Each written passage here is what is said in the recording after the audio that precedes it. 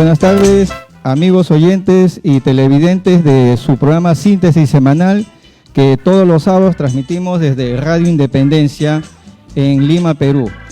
Bienvenidos, amigos, a los que también nos sintonizan por la internet a través de nuestra cuenta www.Radio Independencia 1550 y quienes nos sintonizan en la frecuencia de AM.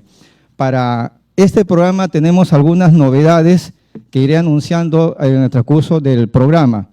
Inicialmente quiero anunciarles que desde la próxima edición de nuestro programa Síntesis Semanal contaremos también con la frecuencia de Radio Huánuco, que transmite desde el centro del país, de la región Huánuco, quienes en la fecha transmiten por la frecuencia 94.7 de la FM para la región centro y las localidades de Chiclayo, Tarapoto y Tocache.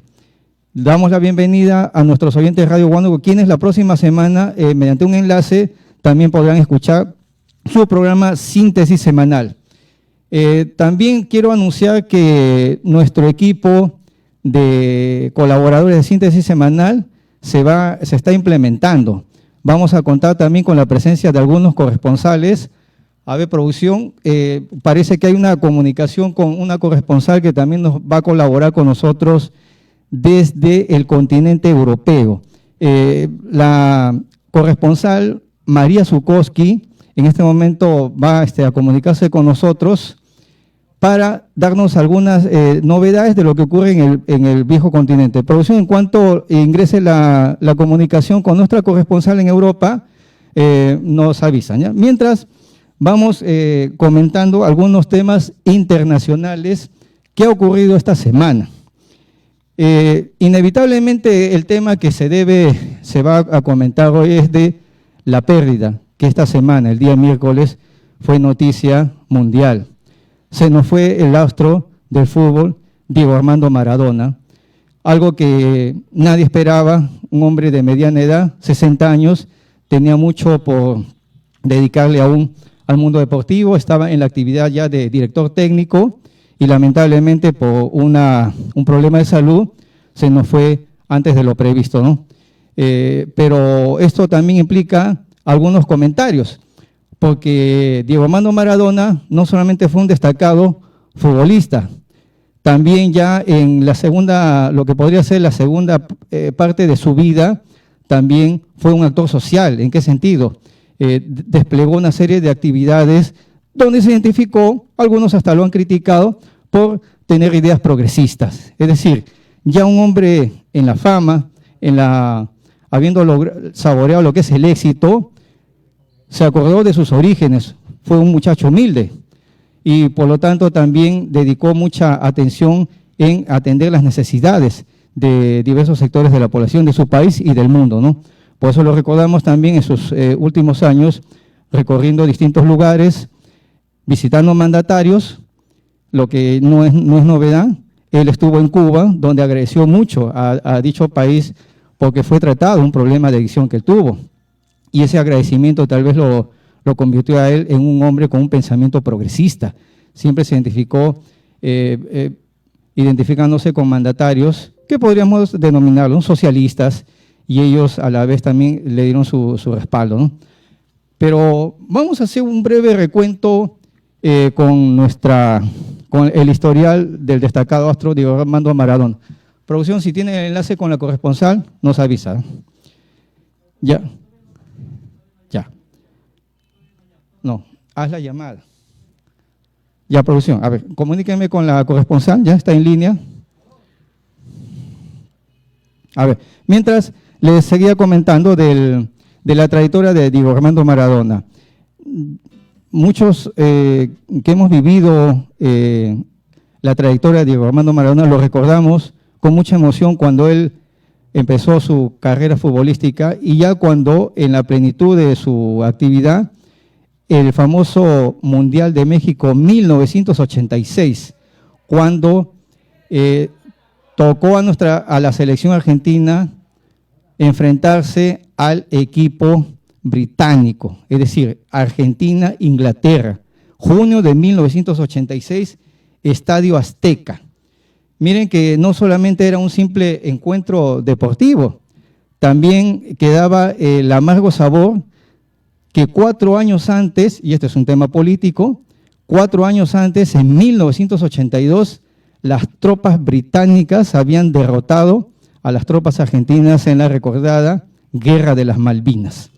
Es un tema que, si bien es cierto, tiene un contexto geopolítico, la afición estaba pendiente de lo que iba a ocurrir, ¿no?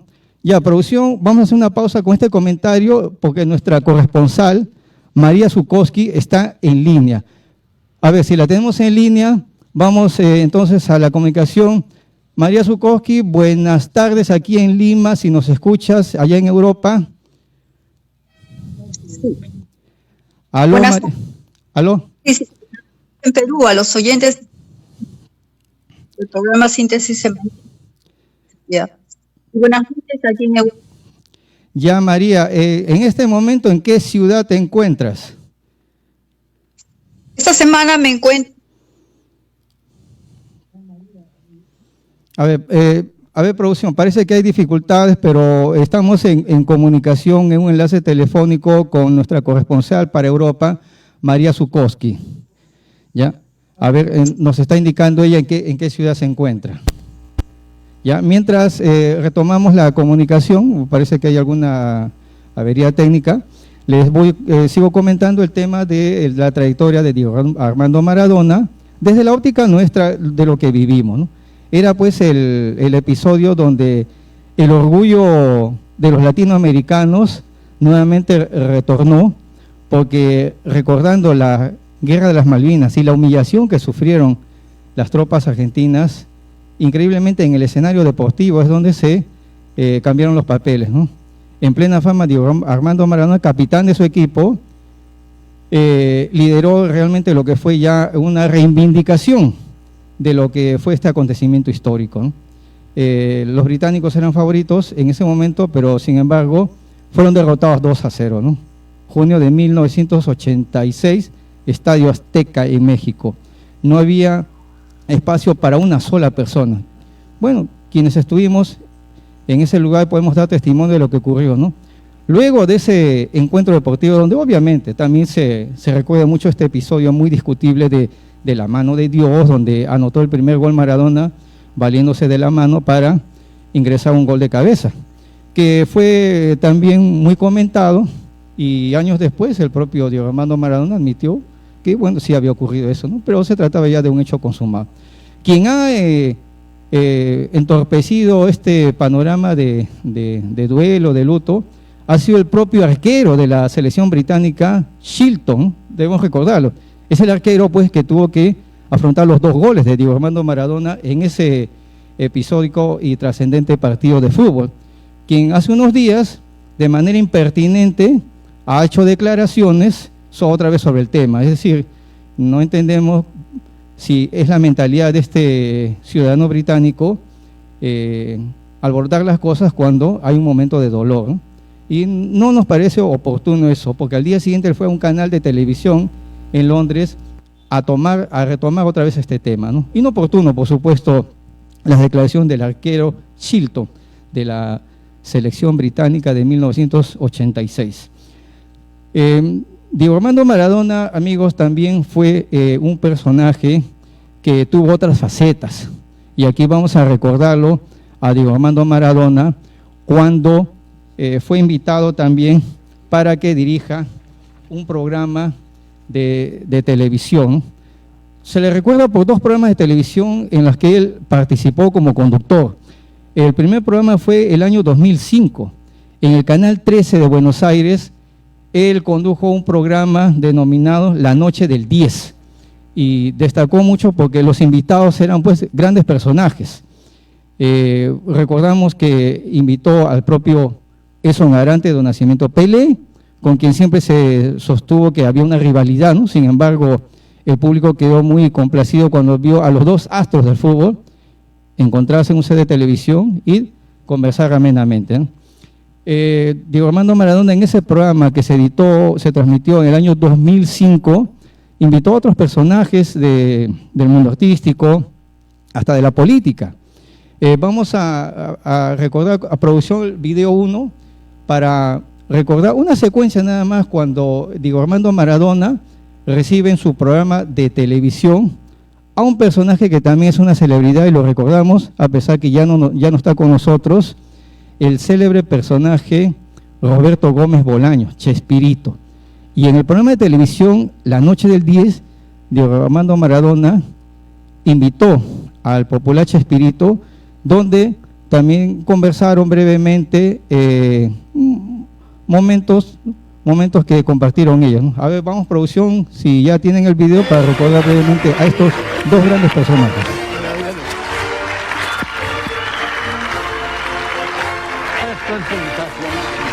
Gracias por invitarme. No, gracias por invitarme. Usted es mi ídolo, maestro. Gracias. Usted es mi ídolo de verdad. Y el mío es Maradona. Nunca gocé tanto partidos de fútbol que me encantan. Nunca los gocé tanto como cuando veía yo a Maradona pegado al pasto y al balón. ¿Sabe qué? Felicidad. ¿Sabe que yo hasta hoy prácticamente yo lloro de risa con su humor y me hace muy bien verlo. O sea, yo pasé momentos muy malos en mi vida, pero yo cuando veía al Chavo era como que me relajaba, como que me entraba una tranquilidad muy grande dentro mío. Entonces, por eso pedí que venga, pedí que esté al lado mío y por eso quiero tener una charla con usted. ¿Puede ser? Claro está. Para mí, esas palabras ya me justifican todo lo que pueda pasar. Siéntese, maestro. Como ustedes ven, gratos momentos, las imágenes y el archivo siempre nos harán recordar a estos dos personajes, ya no están con nosotros, pero nos dedicaron grandes momentos de emoción, ¿no? Y de alegría. Producción me indica que ya se encuentra otra vez en comunicación nuestra corresponsal para Europa, María Zukowski. Adelante, María, bienvenida al programa Síntesis Semanal. Sí, buenas tardes, Perú y televidentes del programa Radio Independencia. Ya, María, gracias. En este momento, Europa. ¿En qué ciudad te encuentras? Me encuentro en París. París, la eterna París, la recordada París. Ya, ¿cómo está el panorama por ahí? ¿Cómo está el clima? ¿Cómo va la situación en dicho territorio? Ya, 7 de la noche. Ya. Sí, nos acercamos a que aquí empieza siempre. En cuanto a las de escuelas, universidades, campos, ya, María, a ver, si puedes reubicarte en un lugar donde mejore la señal para poder comunicarnos. Nos estabas indicando de la situación de las escuelas, ¿no? Y nos indicas que hay una atención normal en las escuelas y universidades. A ver, confírmanos. Sí, están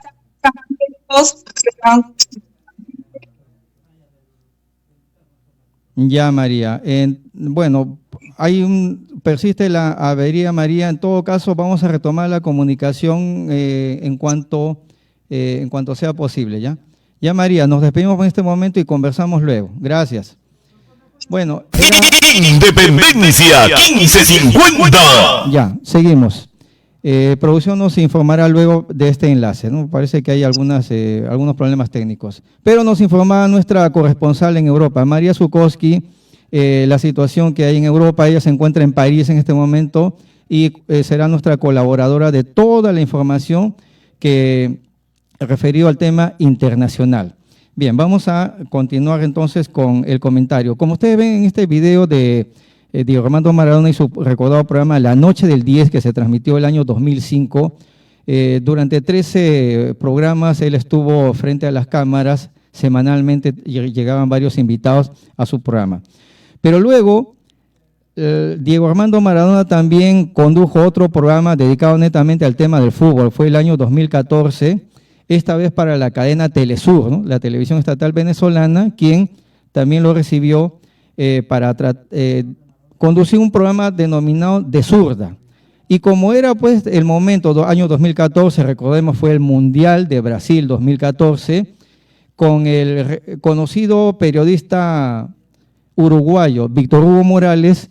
Ellos estuvieron en la conducción de un programa que quienes pudimos verlo a través de la señal de Telesur, que lamentablemente aquí no llega en señal abierta, a pesar que en otros países como Argentina, Bolivia, Uruguay, Cuba, se transmite en señal abierta. Aquí no entendemos por qué no podemos ver la transmisión de Telesur en señal abierta, si en estos países sí existe esa posibilidad, ¿no? Esperemos que algún día, ya cuando lleguen otros gobernantes, mejore la situación y se nos permita también poder conocer la transmisión de otros canales, como el caso de la cadena Telesur. En este programa entonces se realizó el análisis de la situación del fútbol de ese entonces, ¿no?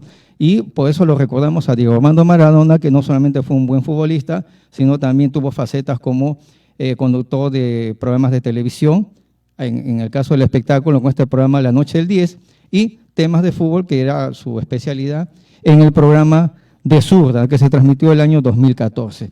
Bueno, hasta ahí entonces una breve mención de la situación y dándole la despedida pues al más grande futbolista de los últimos tiempos, Diego Armando Maradona.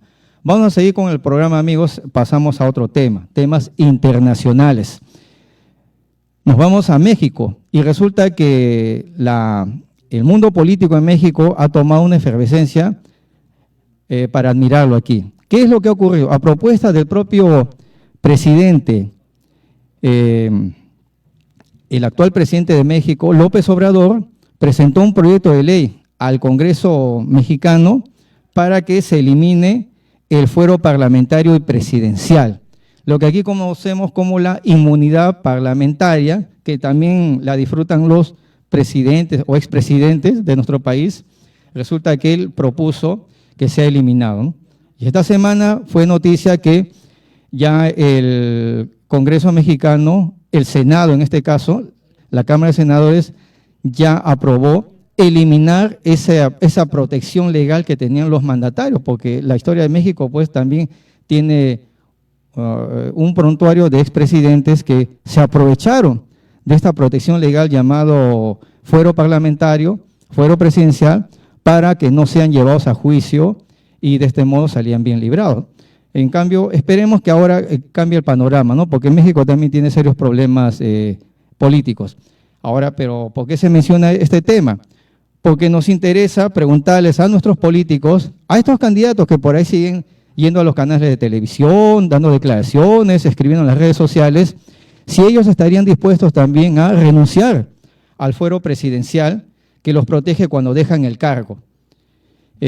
Habría que esperar una respuesta de ellos, ¿no? Hasta ahora no hemos escuchado eso, ¿no? Que ya esto en México ya es realidad, ya se eliminó el fuero presidencial. Y preguntaríamos a nuestros políticos en la actualidad, usted si llega a la presidencia, presentaría un proyecto de ley para que el Congreso elimine ese manto legal que lo protege a usted y que impide que un juez lo investigue. No escuchamos eso. A ver, eso que según estas llamadas encuestas nos indican que son favoritos, habría que ver si es que dentro de sus propuestas tienen incluido eso, ¿no? Yo no me he enterado que alguno de estos candidatos haya incluido este tema, ¿no? Al contrario, se aferran al fuero parlamentario que los protege, ¿no? Y sobre eso también hay que amerita un comentario, porque esta semana el señor Martín Vizcarra, que en la creencia que ya él estaba resignado a que su carrera política ha terminado, resulta que otra vez aparece haciendo noticia, ¿no? ¿Y qué ha dicho él? Que postulará al Congreso de la República. Pero nosotros nos preguntamos, ¿qué le pasa al señor Vizcarra si él está seriamente cuestionado por casos de corrupción? Y eso fue una de las razones de su vacancia. Resulta que ahora, para protegerse, porque es lo que se pretende, tener el fuero parlamentario para protegerlo. Aquí le llamamos inmunidad parlamentaria. Entonces, él, que tanto dijo, yo acudiré cada vez que sea citado por el fiscal, claro, hizo esa postura hace unos días que efectivamente fue una fiscalía, pero eso fue solamente para las cámaras, porque ahora lo que se está observando es de que él pretende, como sea, ingresar al Congreso de la República, ser legislador de nuestro país y favorecerse con esa inmunidad parlamentaria por 5 años. Entonces, otra vez nuestros políticos nos decepcionan, ¿no? Dicen una cosa, pero realizan otra, ¿no? Muy decepcionante la actitud de estos políticos. Entonces, terminamos el tema de internacional con este tema de México, ¿ya? Y pasamos a los temas nacionales. A ver, si nos apoya producción con imagen 5, vamos a hacer un comentario en el contexto nacional, porque resulta que nuestros legisladores actuales, si bien es cierto, algunos de nuestros legisladores se han esmerado en que existan mecanismos legales para dejar sin efecto una serie de privilegios de las que gozaban nuestros expresidentes de la República, que lamentablemente habría que hacer un recuento, ya tendríamos que irnos hasta la dictadura militar de Francisco Morales Bermúdez, porque todos ellos han terminado severamente cuestionados. Y de esto no se libra el general Francisco Morales Bermúdez, que él está reclamado por la justicia italiana. Recordemos eso, en el segundo gobierno de Alan García, la justicia italiana emitió una sentencia requiriendo la captura internacional de Francisco Morales Bermúdez, y el gobierno de Alan García Pérez impidió que se proceda a la extradición. Entonces muchos decían, no, hasta la época de Fujimori eran los casos de corrupción. No, si retrocedemos en el tiempo, parece que vamos a llegar a la época de los inicios de la República, porque nuestra historia peruana al parecer está plagado de casos de corrupción, el contrato Dreyfus, habría que hablar de todo eso, ¿no? La guerra con Chile también, cuando muchos se beneficiaron. Lamentable nuestra historia. ¿Qué ha ocurrido en el Congreso de la República esta semana? El día miércoles, la Comisión de Constitución, que la preside el congresista Omar Chejade, ha aprobado un proyecto de ley por el cual se elimina la pensión vitalicia que cobran nuestros exmandatarios, es decir, el señor Yantumala, el señor Alejandro Toledo, el señor Kuczynski. Una vez que dejaron el cargo de presidente de la República, ellos pasaron a cobrar una remuneración equivalente a la que percibe un congresista de la República en funciones. A ver, y seguimos entonces con la imagen 5, para que observen que el proyecto de ley, este proyecto de ley que se presentó ya hace varios días, resulta que, primer paso, porque no es cuestión de entender que ya se aprobó el proyecto de ley y ya se publicó la ley y ya se está ejecutando. No, esto tiene sus etapas. El proyecto de ley, que se ha mencionado en varios medios también, el proyecto de ley 6686 del 2020, establece efectivamente la eliminación de esa pensión vitalicia de la que gozaban nuestros mandatarios, ¿no? Y habría que revisar cómo aconteció todo eso, ¿no?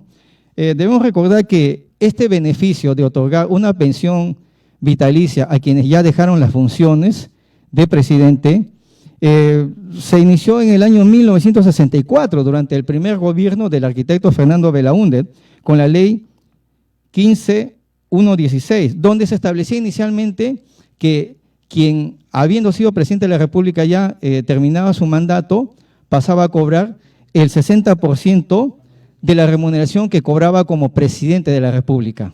Eso fue en 1964. Luego, con la Constitución Política de 1979, se estableció que, terminando la función como presidente de la República, pasaban a la condición de senador vitalicio. Bueno, en esa época existían 2 cámaras en nuestro Congreso de la República, ¿no? Cámara de Diputados, Cámara de Senadores. Y los expresidentes pasaban a la condición de senadores vitalicios y por lo tanto gozaban de una remuneración como senador de la República. Luego del golpe de Estado de 1993 quedó una situación incierta. La situación generó que en 1995 se promulgue la ley 26.519, donde se estableció que los exmandatarios pasaban a cobrar una pensión similar a la de los congresistas en funciones. Y esa ley 26.519 es la que se está derogando con este proyecto de ley 6686 del 2020. Pero esto todavía tiene otras etapas, porque este proyecto de ley fue aprobado recién en la Comisión de Constitución del Congreso de la República. Ese es el primer paso. Entonces el señor Omar Chejade, en vez de estar escribiendo en Twitter que ya esto es un éxito, que están contribuyendo pues a la democracia, este es el primer paso. Ahora quisiera ver que este dictamen que ya fue aprobado en la Comisión de Constitución, esto va a pasar al Pleno, es decir, se va a debatir, y ahí es donde se va a observar cuántos intereses hay de por medio. Y esperemos que efectivamente, por un clamor popular, esto se materialice ya en una ley. Pasará al Pleno, se debatirá, y si el Pleno lo aprueba, ese proyecto de ley quedará aprobado, pero luego viene otra etapa. Ese proyecto de ley será enviado a Palacio de Gobierno para que lo firme el actual presidente, el señor Francisco Sagasti. Y como ustedes ven, hay varias etapas que aún está pendiente. Y una vez que lo firme el señor Sagasti, se publicará en el Diario Oficial del Peruano. Cuando es publicado en el Diario Oficial Peruano, recién se ejecutará esa ley, ¿no? Y efectivamente lo que se establece acá, eliminar la pensión vitalicia. Se establece que el proyecto de ley inicial establecía que luego de fenecido en el cargo, ellos gozaban de una protección policial durante 5 años, pero existe una modificación donde se establece que solamente será 2 años, es decir, termina el mandato presidencial y tendrá protección policial ahora ya no de 5, sino solamente de 2 años, ¿no? Esperemos pues que este asunto se debata también y nuestros legisladores sean firmes en la decisión que van a tomar y se elimine este proyecto de ley. Bien, amigos, vamos a hacer una pausa, ¿ya? Y regresamos.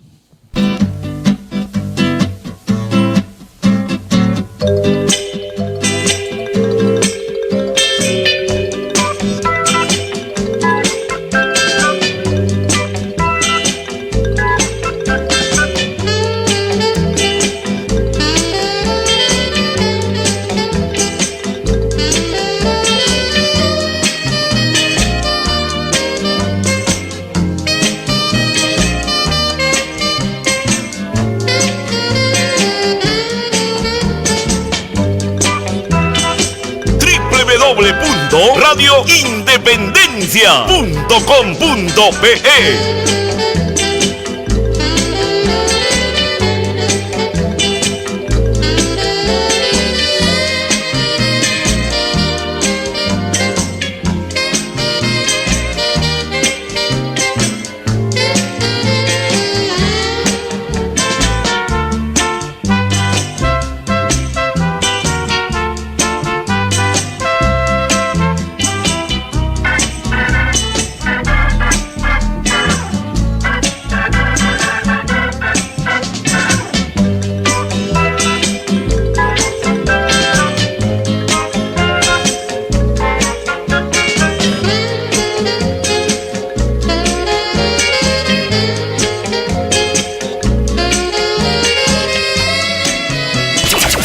Estamos donde tú estás. Somos Radio Independencia 1550 AM, emisora pionera, primera, líder en folclore. Escúchanos desde Lima Norte para el Perú y el mundo a través de nuestra web www.radioindependencia.com.pe. RI, la radio del folclore.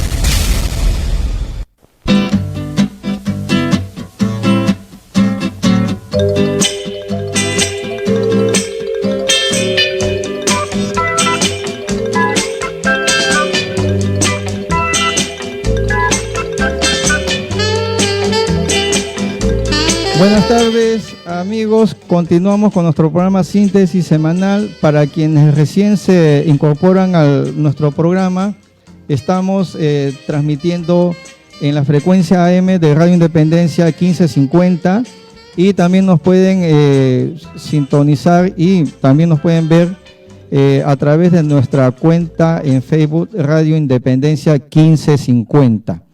En la segunda media hora de nuestro programa estamos contando con la presencia de un especialista en temas informáticos. ¿Por qué? Porque a raíz de este cambio de estilo de vida que ha afectado a todo, y es a nivel mundial, este tema de la pandemia, nos hemos visto obligados pues a cambiar ciertos hábitos, costumbres en general, y el mundo de la informática ha tomado pues una importancia vital en nuestra vida. Persona que no usa un celular o usa el internet se va aislando del mundo, porque ahora las comunicaciones es netamente a través de estos recursos tecnológicos. Se han acortado las distancias porque muchos recordarán de mi generación que para comunicarse con un familiar que se encontraba en el extranjero había que utilizar el mecanismo de las llamadas telefónicas de larga distancia y era de alto costo y tenía una serie de inconvenientes, ¿no? Ahora con la tecnología actual efectivamente podemos nosotros desde un teléfono celular establecer comunicación, redes sociales, es decir, se ha innovado esto. Lo que hasta hace unos meses parecía pues algo que era futuro, no, ya está aquí la tecnología con nosotros, ¿no? Y entonces parece que este tema de la pandemia contradictoriamente nos ha traído esta novedad. Ahora que ya nos llame la atención que no es necesario trasladarse a otros lugares de manera presencial para dejar documentos, ¿no? Como experiencia personal les cuento, porque en nuestro equipo de asesores legales de síntesis semanal, yo recuerdo meses atrás, antes del mes de marzo, cuando empezó este forzamiento de confinarnos en nuestros domicilios, la cuarentena, ¿no? Y estar prácticamente prisioneros en nuestros domicilios, muchas instituciones, como el caso del Poder Judicial, también han innovado tecnología, ¿no? Y ahora lo que antes era llevar un documento a la mesa de partes del Poder Judicial, ahora eso ha variado, ahora es de manera virtual, ¿no? Simplemente se envía por internet el documento y ellos también a la vez notifican vía internet. Es decir, ya los medios digitales ya está con nosotros. Ya no es necesario también imprimir el documento, que genera también un gasto. Y vamos a conversar con nuestro invitado también todos estos detalles a favor y en contra, porque muchos tal vez se han beneficiado, muchas industrias se han visto favorecidas porque ellos hicieron cálculos de lo que iba a acontecer. Pero la mayoría de nosotros que ni pensábamos que iba a ocurrir todo esto, ahora el ingeniero nos va a explicar si efectivamente la población marcha al ritmo de esta tecnología. En lo personal yo veo que todavía no estuvimos preparados para eso, todavía nos falta para marchar a ese ritmo, ¿no? Y eso es lo que nos va a explicar, ¿ya? Entonces se encuentra con nosotros el ingeniero de sistema Anthony Varela Abundo, que también es asesor del IPECO, Instituto Peruano Contable y Tributario, una institución que también está colaborando con nosotros para temas de asesoría contable, tributaria y de temas informáticos. Buenas tardes, ingeniero Anthony Varela, bienvenido al programa Síntesis Semanal. Buenas tardes, Willy, gracias Acércate. por invitarme. Gracias, Willy, por invitarme. Ya, vamos entonces a tratar un tema de vital importancia, ingeniero Anthony. Se trata de la informática, los recursos tecnológicos en tiempos de pandemia.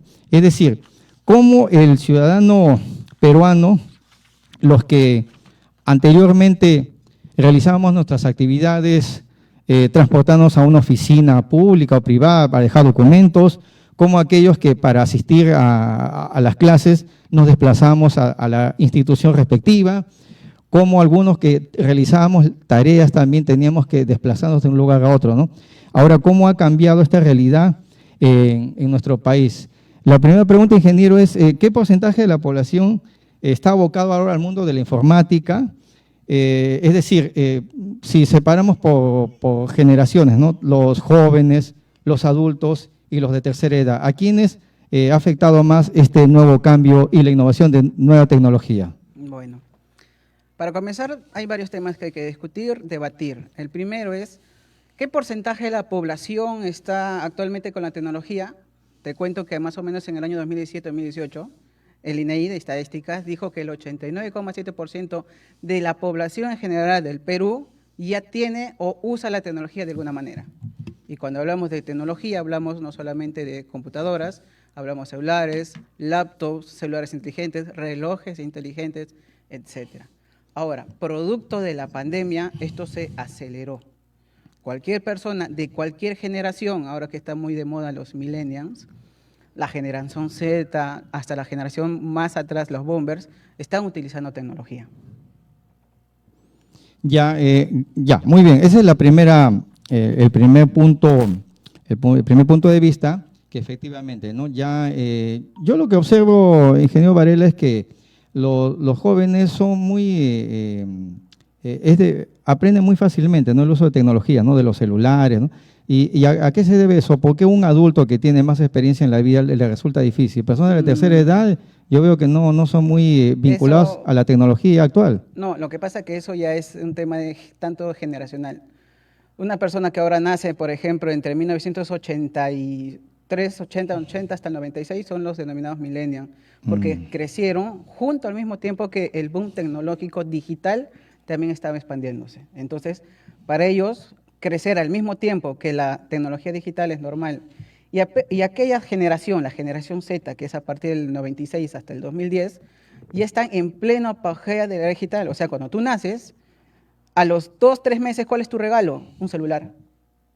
Mientras tanto, cuando alguien nació en el 86, 85, ¿cuál era? Un regalo, un trompo, unos yaces, una bolita. A eso se debe más que todo, porque la tecnología ya está tan inmersa en nosotros, vive en nosotros, que ya es normal tener un celular a los 1 o 2 años de edad. Claro, es también el mismo factor de influencia, ¿no? de la familia, que al niño efectivamente lo van formando, ¿no? Porque aquellos que de niño conocimos pues la televisión blanco y negro, tal vez usted, ingeniero, no conoció lo que era ver programas de televisión blanco y negro. Yo recuerdo hasta 1978 veíamos El Chavo del Ocho en blanco y negro. A partir de 1979 ya estaba anunciada la televisión a color, pero en realidad los que podían traían un televisor a color, pero aún así los canales de televisión de ese entonces, toda su programación no era a colores. Algunos programas sí salían a colores, pero otros todavía se mantenían en blanco y negro, ¿no? Ya a partir de 1980 ya fue la novedad, pues, ver televisión a color. Entonces, ¿qué otras novedades nos traerá la tecnología, ¿no? Próximamente? Otra pregunta, ingeniero Varela, es el aspecto comercial, es decir, ante esta situación de estar confinados, no nos queda otra alternativa que utilizar el celular para comunicarnos con la familia, amistades, hasta por motivos de trabajo también, ¿no? Eso ha generado pues que muchas personas se vean obligados a comprar un equipo celular, instalen una nueva computadora en casa, ¿no? ¿En qué medida desde el ámbito comercial ha crecido ya esta actividad del sistema informático? Antes de la pandemia, todas las personas utilizaban celulares, todo eso, pero no había necesidad explícita de estar constantemente, digamos en términos de porcentaje, digamos que un 40% de las familias pues estaba abocada a la tecnología. Cuando se produjo la pandemia, nos obligaron a todos a tener tecnología al 100%. ¿Y eso qué hizo? Se intensificó la demanda de consumo de productos electrónicos, pero, ¿qué es lo que pasa también en esto? Que empresas que venden tecnología, ¿no? Computación, laptops, celulares, su calidad bajó. ¿Por qué? Porque estaba prohibido en ese momento pues traer partes. Tenías que, por ejemplo, reparar tu computador y una parte se malogró y no lo tenías necesitado, pues tenías que importarlo, digamos una marca comercial Lenovo. Y Lenovo no se encuentra ahorita, pues su sede principal donde se manufactura esos productos está en Japón y se cerraron. Entonces, ¿qué es lo que pasó? La calidad bajó, inclusive la segunda bajó, una cámara web en ese tiempo que costaba 60 soles, llegó a costar 150 soles. Y era de mediana calidad. Entonces, los precios subieron y no eran de una calidad buena. E inclusive una computadora i3, i5, por ejemplo, una computadora i3 básica, normal. Hablo de i3 cuando hablábamos de generación de computadoras, ¿no? i3, i5, i7 y ahora la i9. Un i3 costaba 1.300 soles, ¿de acuerdo? Ahora cuesta 1.800, 1.900 soles, lo mismo, inclusive de menor calidad. ¿Me dejo entender? Se produjo tanto una explosión masiva en el uso de las tecnologías que se necesitaban productos para estar al día y a ese mercado que se expandió tan grande no hubo los costos o los problemas de no traer los repuestos, todo eso contribuyó. Ya, claro, es un panorama que ocurre en la actualidad, ¿no? Y vamos a otro tema, ingeniero. Esta nueva realidad de recurrir a la tecnología para realizar distintas tareas, hasta para un delivery también se requiere ciertos aspectos tecnológicos, ¿no? Pero lo que preocupa aquí es los puestos de trabajo, ¿no? La pandemia que ha obligado ya a incorporar tecnología en nuestros hogares y en nuestras actividades habrá dejado sin puestos de trabajo a otras personas, pero también a la vez ha creado otros puestos de trabajo, ¿no? ¿Cuál es el panorama actual? ¿Cómo se está desenvolviendo las personas actualmente en el campo laboral? Básicamente podemos resaltar dos cosas, ¿no? En el aspecto del teletrabajo y en el aspecto de educación. Si bien te está relacionado al trabajo, también hay que tomarlo en cuenta, ¿no? El trabajo ahora, por ejemplo, cualquier trabajo de oficina, un administrador, un contador que trabaja por una empresa X, lo puede hacer ahora desde su casa. Este es un teletrabajo. Ya. Bueno, en los bancos es necesario sí tenerlos, pues, a las personas ahí en las ventanillas, pero ahora con los aplicativos móviles que todas las empresas ya tienen, puedes hacerlo desde tu celular. ¿Y eso qué genera? Un puesto de trabajo para una persona que está abocado a lo que es ingeniería de sistemas, creación de aplicaciones móviles. Ahí va un trabajo nuevo. Aunque no es nuevo, el uso que esto ha producido la pandemia, eso que haya mayor demanda de estas personas que están utilizando la tecnología, que crean tecnología, que innovan tecnología. Ahora, si tú, por ejemplo, tenías un restaurante así normal, entonces si no estás acorde a la tecnología, te atrasan, ¿no? Por ejemplo, ahora los restaurantes han optado por, obviamente, respetar los protocolos, pero también hacen delivery por medio del WhatsApp, por medio del Facebook Live, que antes no tenían, ahora tienen que hacerlo, ¿no? Empresas realmente chiquititas ahora tienen que hacerlo todo por delivery, todo por ese. Eso Ya. se llama pues transformación digital, ¿no? Claro, sí, hay cambios que ya están aconteciendo y debemos estar preparados para ese tema, ¿no? Ese es un punto que tú decías al comienzo, no estábamos preparados para eso. Ya. O sea, las herramientas estaban ahí Ya. y no estábamos preparados, ¿no? Por ejemplo, una institución que tenía planeado, en este ejemplo concreto, por ejemplo, Senati, la UPN, tenían planteado pues hacer algunos cursos a distancia para el 2025. Ya para el 2021 todo va a ser a distancia. Ya, entonces ya estamos ya en una etapa de un mundo virtual en cuanto a la educación y algunas actividades laborales. Exacto, sí. Ya, correcto. Otra pregunta, ingeniero. Bueno, en el transcurso de la semana, muchos oyentes en la cuenta de Facebook de Síntesis Semanal también nos han pedido eso, ¿no? Quieren conocer más puntos de vista sobre la tecnología, qué es lo que va a acontecer al futuro. Pero un punto que un oyente también me pidió se incluya es, si bien es cierto, usamos celulares, usamos computadoras, ¿no? Equipos tecnológicos, ¿cuáles son los peligros de la informática, ¿no? Porque no todos estamos enterados de los riesgos, a veces confiamos, ¿no? Por ejemplo, ha ocurrido casos de muchas personas me cuentan, ¿no?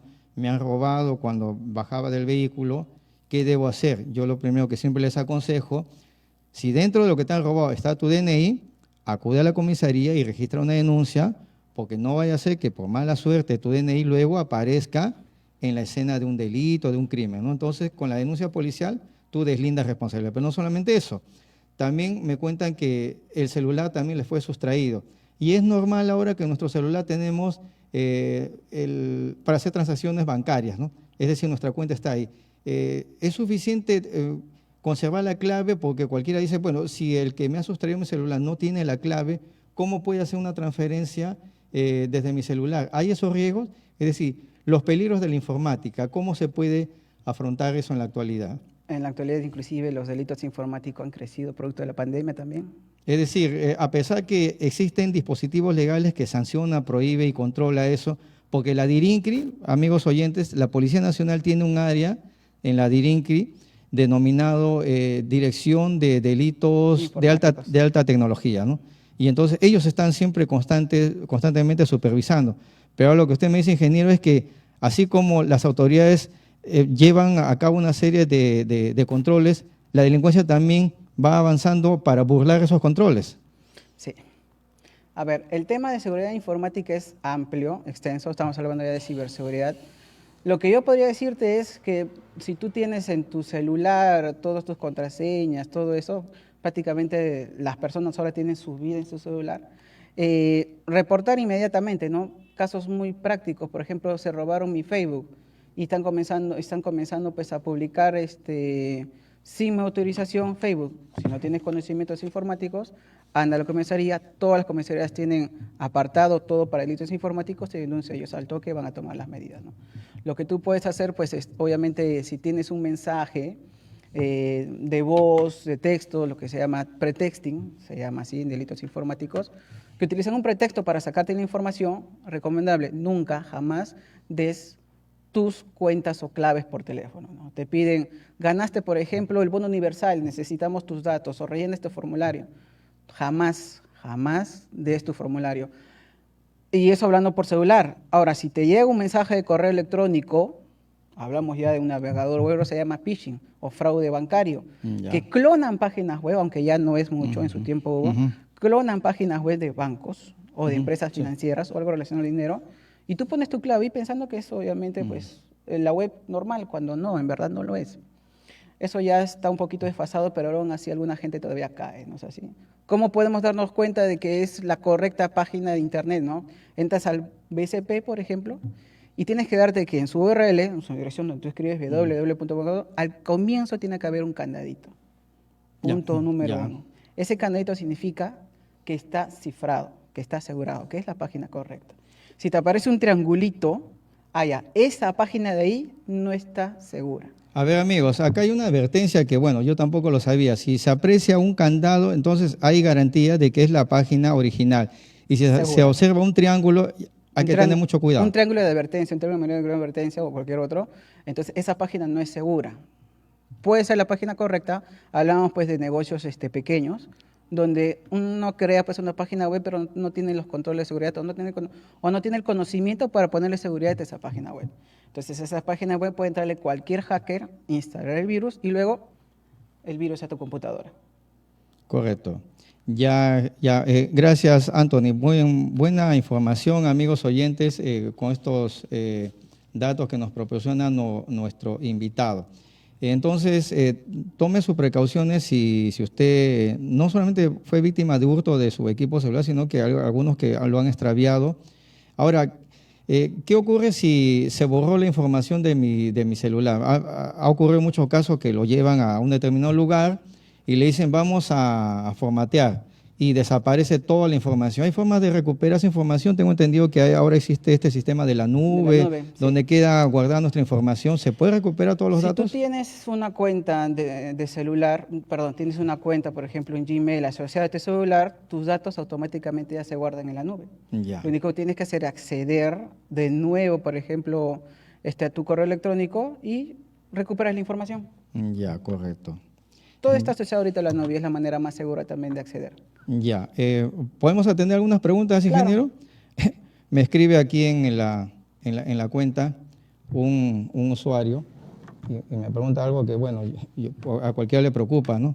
Me dice si a través de un celular del WhatsApp puede hacer el seguimiento geográfico. Creo que se refiere a la conexión, esta conexión satelital de otra persona. No sé, parece que nuestro amigo José Luis está preocupado por su pareja, quiere saber dónde se encuentra o cómo la puede controlar, ¿no? Existe tecnología, ingeniero, que no sé, me parece curioso esto, que donde yo desde mi celular, por lo que nos dice José Luis, pueda localizar geográficamente dónde está ubicado el celular de otra persona. ¿Existe esa tecnología o nos han hecho creer eso? El WhatsApp tiene esa tecnología ahorita, pero tú tienes que dar permiso para que te hagan el seguimiento. Ya. El WhatsApp en tu perfil dice ubicación. Si todos sacamos el celular, nos vamos al perfil y ahí te dice la ubicación en tiempo real. Ya. Haces clic y la otra persona te puede seguir dónde estás en ese momento. Claro, esto me hace recordar, yo en las redes sociales he visto eso. Sí. Eso es para, por ejemplo, WhatsApp, que tiene la versión beta, o sea, del 2.7 en adelante. ¿Ya? Eso es la versión beta. No creo que ya todo el mundo lo tiene, ¿no? Pero sí existe seguimiento en tiempo real desde WhatsApp. Entonces no es cierto lo que ofrecen, pues en las redes sociales se encuentra en Google, ¿no? Dice un programa para para que puedas usted espiar a su pareja. Eso no existe eso, porque o sea, a mí también me resulta gracioso, ¿no? Sí existe, pero tienes que instalarlo en su móvil. Es decir, hablemos, a ver, para entendernos, son dos celulares, ¿no? Ujú. Y A quiere espiar a B, pero el celular de la persona B tiene que autorizar para que se produzca ese seguimiento. Tiene que, de manera normal, tiene que autorizar, ¿no es así? Ya. En el caso del WhatsApp, para ver dónde está en Ya. tiempo real, tiene que, en su WhatsApp de su perfil, ubicación en tiempo real, Ya. activarlo. Si no quieres hacerlo de manera ilegal, hay programas, diversos programas, lo puedes encontrar en, mejor no digo, Así es. que se instalan Ya. en el celular. Pero en Lo ese único- celular que va a ser espiado. Exacto. Ya, correcto. Lo único que tiene que hacer el celular es mantenerse activado el GPS. Activa. Claro. Lo que sí, ingeniero, yo he observado, yo también lo he realizado con familiares cuando a veces voy a un lugar, yo activo por el WhatsApp el GPS y ellos van observando. Es porque yo desde mi celular estoy autorizando eso, Sí. ¿no? Por eso la pregunta de José Luis es si él, sin autorización de su pareja, puede acceder a la localización geográfica. Eso no es posible. Sí es posible. Sí es posible, pero mejor no revele el secreto, ya. ingeniero, porque puede haber un mal uso de esa tecnología. Pero de existir tecnología existe, pero Sí existe. no es lo debido, ¿no? Y entonces, amigos, sí, bueno, aclarando aquí la consulta de nuestro oyente, ¿no? Sí existe tecnología, pero ya es cuestión de criterio y de principios, ¿no? de las personas. En todo caso, José Luis, pues no desconfíes de tu pareja, ¿no? No vas a dormir tranquilo, atormentado por esa duda, esa desconfianza. Ya, finalmente, ingeniero, algunas recomendaciones para los usuarios, ya que ahora sí la tecnología nos rodea. Todos tenemos un celular en el bolsillo, todos cuando llegamos a casa, la mayoría, bueno, cuentan con una computadora. Ahora, es más, los canales de televisión que andan muy preocupados, las grandes cadenas en señal abierta, también suben su señal en Internet. Porque se han visto que ver señal abierta ya no, parece que no hay mucha sintonía, ¿no? Entonces, ¿cuáles son las recomendaciones? Principalmente, algo que no es muy agradable para el público, para los ciudadanos, es que cuando compramos tecnología, al cabo de un tiempo ya resulta obsoleta, ¿no? Hay que renovar el software, que el equipo ya está muy antiguo. ¿Cuál es la recomendación para mantenernos vinculados a este mundo de la informática? Constantemente estarse actualizando es una necesidad. La informática siempre va a estar actualizando. Y cualquiera de las carreras también ahora se actualizan, pero no tanto como la informática, que a un mes sale un programa, el siguiente programa sale otro programa mejor y que obviamente desfasa al otro. Los programas que ahorita para comunicarse son más utilizados son el Zoom, el Skype, ¿no es así? El Meet, también el Meet de Google, pero hay otros como el Host Party, por ejemplo. Ya, sobre eso, ingeniero, perdón, ¿podemos hablar algo más sobre esto? Porque muchas personas me comentan que quieren hacer transmisiones, docentes por lo general, y en su caso, ingeniero, usted también es docente, de acuerdo a su experiencia, ¿no? ¿Qué tipo de mecanismos, llámese Zoom u otros más, es lo recomendable para el trabajador peruano, el profesor o aquel que quiere difundir una conferencia? ¿Cuál es lo recomendable para estos casos? Ahorita el más comercial es Zoom, pero se produjo pues una vulnerabilidad del Zoom, ¿no? En el Zoom se llama el Zoom bombing, ¿no es así? Ya. Se produjo esa vulnerabilidad de Zoom. ¿En qué consistía? Tú entraste a Zoom, tienes varios invitados, y de repente entra un invitado no deseado y comienza a hablar tonterías, sandeces, inclusive puede poner videos pornográficos y todo lo demás. Entonces eso es el Zoom bombing. Ya. Eso pasó con Zoom. Eso Ya. es una vulnerabilidad porque Zoom... ¿Cómo funciona Zoom? Zoom funciona con la tecnología de punto a punto. O sea, Ya. es directo. Ya. Por celular estás hablando ahí. Mm. Y en el medio de esa conexión de punto a punto, ahí pueden meterse varias personas extrañas. Ya. ¿De acuerdo? Y esas personas extrañas, como tú estás, digamos, con el anfitrión y eres el administrador desde tu navegador, entonces la persona extraña, el atacante, ingresa también y también tiene acceso a tus claves y contraseñas que están en tu navegador. E incluye una cuenta bancaria que yo pueda Si tú hiciste una estar transacción, registrado. si tú hiciste una transacción mediante el navegador, también se quedó pues en la memoria temporal de la computadora, en el Ya. caché temporal, y el atacante tiene acceso también a eso. Entonces sí hay que preocuparse. Ya, ahora, una recomendación entonces para no estar lo que pasa expuesto. que eso el Zoom lo arregló. Ojo, eso ya Ya. está arreglado. pero esa es con la versión actual, porque Ya. algunos siguen utilizando pues el Zoom. Entonces la recomendación es actualizar actualizar los que el usan Zoom. Sí, actualizar el Zoom, definitivamente. Inclusive comprar Zoom para que hagas tus clases, imagínate, porque Zoom creo que te da solamente 45 minutos Sí, gratis, nada así más, ¿no? es. Y solamente unos 50 invitados como máximo, pero cuando tú compras, porque hay varios planes, creo que hay uno de 60 soles, donde es ilimitado el tiempo y más de 500 personas y la seguridad está parchada, ¿no? Si no, pues el Meet de mismo Google, o el Skype, que sí es seguro, ¿no? El Ya. Skype que reemplazó al Messenger, el Messenger que ya no existe, y videollamadas. Con el Skype también es suficiente hacer tus videoconferencias. Ya, correcto. A ver, ya, ingeniero, ¿qué es lo que se avecina en tecnología para nuestros tiempos? ¿O vamos a estar como Blas Pascal cuando alguna vez dijo que la ciencia ha llegado al máximo de su desarrollo y descubrimiento y no hay más por descubrir? No, lo que ha hecho la pandemia es, bueno, lo único bueno que ha hecho la pandemia es que la brecha tecnológica que teníamos se ha cortado y se va a seguir acortando. El problema va a ser cuánto estamos dispuestos a invertir para, mayormente hablando del gobierno, para Ya. esta brecha, pues, acortarla, ¿no? Ya, correcto. Ya, ingeniero, muchas gracias por su participación, por su visita a nuestro programa Síntesis Semanal. Amigos, vamos ya terminando el programa, nos queda apenas un minuto. Les agradecemos por la sintonía, quedaron algunos temas pendientes, el consultorio jurídico también ha quedado pendiente para la próxima semana, pero pueden escribirnos a nuestro WhatsApp 990-830629 y en el transcurso de la semana también les estaremos respondiendo o estaremos tratando el tema aquí directamente en nuestro programa. Entonces, amigos, los esperamos la próxima semana anunciando que la frecuencia de Radio Huánuco también se va a enlazar a partir de nuestro próximo sábado, del próximo sábado 5 de diciembre. Gracias, amigos, por su participación. Hasta el próximo sábado.